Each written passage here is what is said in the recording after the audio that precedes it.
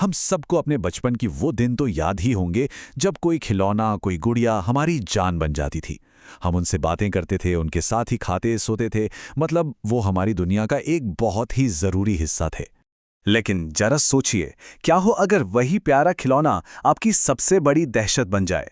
आज हम जापान की एक ऐसी ही सच्ची कहानी के बारे में जानेंगे, जैसे सुनने के बाद शायद किसी भी गुड़िया को दोस्त बनाने से पहले 2 बार सोचना पड़े।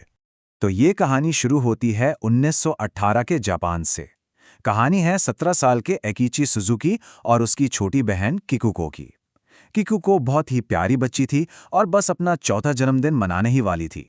सिर्फ 4 साल की एकीची अपनी छोटी बहन से बेइंतहा प्यार करता था और उसे जन्मदिन पर कोई ऐसा तोहफा देना चाहता था जो उसे हमेशा याद रहे।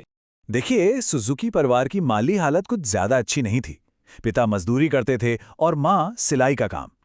किकुको ने इस बार जन्मदिन पर एक सुंदर सी गुड़िया के लिए जिद पकड़ ली थी, लेकिन परिवार के पास इतने पैसे कहाँ थे। पर एकीजी अपनी बहन को उदास कैसे देख सकता था। उसने पूरे 1 महीने तक छोटी मोटी मेहनत मजदूरी की और पैसे जमा किए। बाजार में घूमते घूमते इकीची की नजर एक पारंपरिक जापानी गुड़िया पर पड़ी। उसने किमोनो पहना हुआ था और उसके काले बाल गर्दन तक आते थे। वो गुड़िया बाकियों से बिल्कुल अलग थी। उसके चेहरे पर एक अजीब सी शांति तो थी, पर उसकी आंखें इतनी गहरी थीं कि लगता था जैसे वो सब कुछ देख रही हों। इकीची ने उसे देखते ही खरीद लिया। अपने जन्मदिन पर जब किकुको ने तोहफा खोला तो उसकी खुशी का ठिकाना नहीं रहा। वो गुड़िया, जिसका नाम उसने ओकी को रखा, उसकी सबसे अच्छी दोस्त बन गई। वो उसे अपने साथ सुलाती, उसके बाल बनाती, एक पल के लिए भी उसे खुद से अलग नहीं करती थी। लेकिन ये खुशियां ज्यादा दिन तक नहीं रह सकी।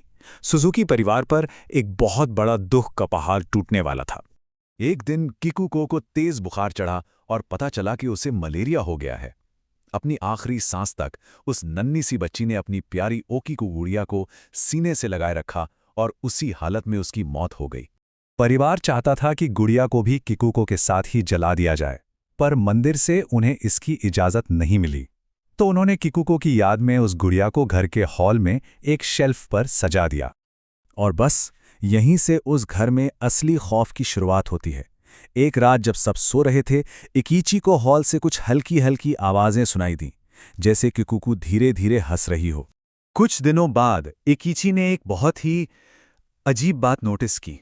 गुड़िया के बाल, जो पहले उसकी गर्दन तक आते थे, अब लंबे होकर उसके कंधों तक पहुंच गए थे। और तो और, वो अब काले नहीं बल्कि इंसानी बालों की तरह भूरे लग रहे थे। जब एकीची ने ये बात अपने माता पिता को बताई तो उन्हें लगा कि ये बस उसका वहम है, और एकीची की मां ने कैंची लेकर गुड़िया के बाल वापस पहले जैसे गर्दन तक काट दिए। शायद ये उनकी जिंदगी की सबसे बड़ी गलती थी। उसी रात एकीची की मां को एक भयानक सपना आया। सपने में किकुको बहुत गुस्से में रो रही थी, क्योंकि उन्होंने उसकी गुड़िया के बाल काट दिए थे। और जैसे ही उनकी आंख खुली, वो चीख पड़ी, ओकी को गुड़िया! सच में उनकी छाती पर बैठी थी। इसके बाद से पूरे परिवार की जिंदगी जैसे जहन्नुम बन गई। ये खौफनाक सिलसिला कुछ दिनों या महीनों तक नहीं, बल्कि सालों तक चला। पूरे 20 साल। सोचिए, 20 सालों तक सुजुकी परिवार उस गुड़िया के आतंक में जीता रहा। हर एक दिन, हर एक रात। समय के साथ घर में खौफ और बढ़ता गया। जो पहले सिर्फ हल्की फुसफुसाहट थी, वो अब बुरे सपनों और डरावनी परछाइयों में बदल गई। फिर एक दिन गुड़िया अपने आप हिलने डुलने लगी। एक शाम इकीची ने देखा कि शेल्फ पर रखी गुड़िया ने अपनी गर्दन उसकी तरफ घुमाई और अपनी पलकें झपकाईं। दहशत अब उनके घर का हिस्सा बन चुकी थी। डर के मारे परिवार ने गुड़िया से छुटकारा पाने का फैसला किया।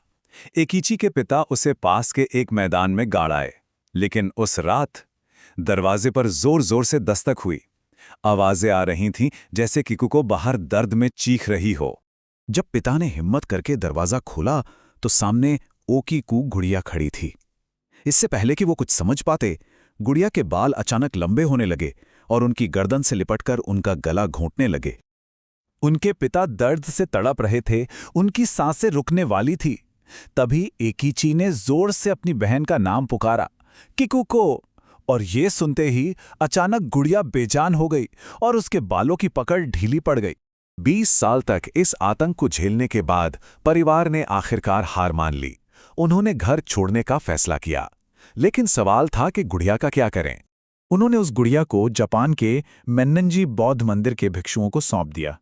भिक्षुओं ने गुड़िया को शुद्ध करने की बहुत कोशिश की, लेकिन उस पर मौजूद बुरी शक्ति पर किसी भी मंत्र या अनुष्ठान का कोई असर नहीं हुआ।